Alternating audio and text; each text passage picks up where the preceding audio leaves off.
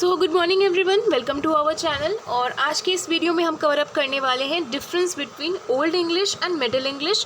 सो आज के इस वीडियो को आप सभी लास्ट तक देखिएगा। वीडियो हेल्पफुल होती हो तो इस वीडियो को लाइक शेयर सब्सक्राइब ज़रूर करिएगा। तो चलिए स्टूडेंट्स, बिना देर किए आज के इस वीडियो को स्टार्ट करते हैं। तो आज के इस वीडियो में हम कंटेंट पहले आप लोगों को बता देते हैं, उसके बाद फिर वीडियो को स्टार्ट करेंगे। सो इस वीडियो में हम समझेंगे कि ओल्ड इंग्लिश पीरियड क्या है, कब से कब तक रहा था, ओल्ड इंग्लिश डायलेक्ट क्या होते हैं, grammatical changes in old English period क्या है, मिडिल इंग्लिश पीरियड क्या है, मिडिल इंग्लिश डायलेक्ट क्या है and grammatical changes in middle English period.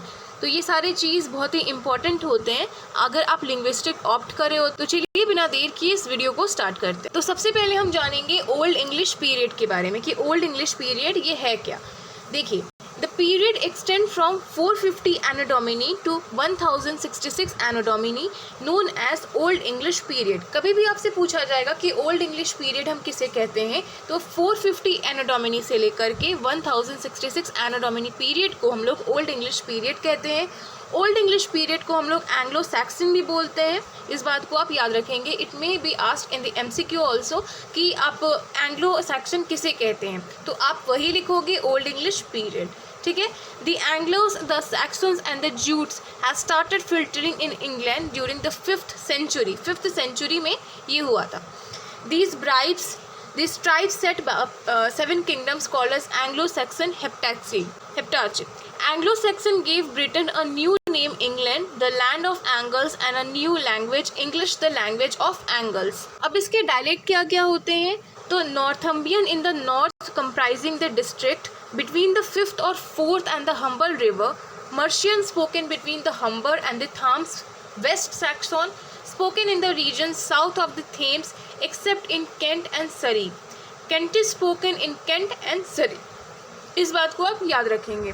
ठीक है। यहाँ पे आप मैप भी देख सकते हैं। ठीक है। इस मैप को आप लोग ध्यान से देखेंगे तो आपको समझ में आएगा। ठीक है। अब हम यहाँ पे डिस्कस कर लेते हैं कि ओल्ड इंग्लिश के ग्रामर क्या क्या हैं। ठीक है। Old English grammar. ठीक है। तो ओल्ड इंग्लिश ग्रामर में देखिए हम यहाँ से कवर अप करेंगे। Old English has very complicated grammatical system with a number of different declination of a noun. This period had often been described as a period of full inflection. Being highly inflected, Old English had a relatively free word order. In Old English, we find 4 cases: nominative, accursive, genitive, and dative case. In Old English, there were 2 separate declination of adjective. ठीक, अब हम लोग pronunciation के यहाँ पे बात कर लेते हैं कि यहाँ पे प्रोनाउंसिएशन हम कैसे करेंगे। तो old English was more or less phonetic in character, its spelling representing its pronunciation fair closely. The 2 major sound changing of Old English were mutation and gradation.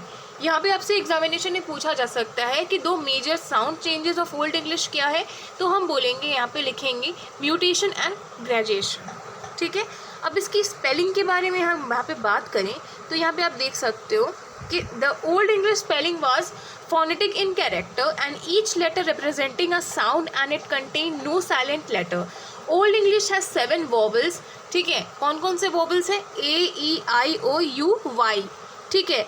Old English में 7 वॉवल्स हैं। ऐसे होते कितने हैं? A, E, I, O, U, यही होते हैं ना। लेकिन ओल्ड इंग्लिश में पहले 7 वॉवल हुआ करते हैं।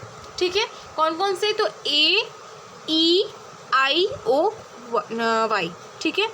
was the specialty of Old English. Old English remain a phonetic language without the discrepancy between spellings and pronunciation. अब यहाँ पे हम बात करते हैं इसकी vocabulary के बारे में। This period is remarkable for its high degree of purity with only a small number of Latin loan words. The Old English work stock was enriched by Indo-European words, Celtic element, Latin influence and the Sanskrit influence.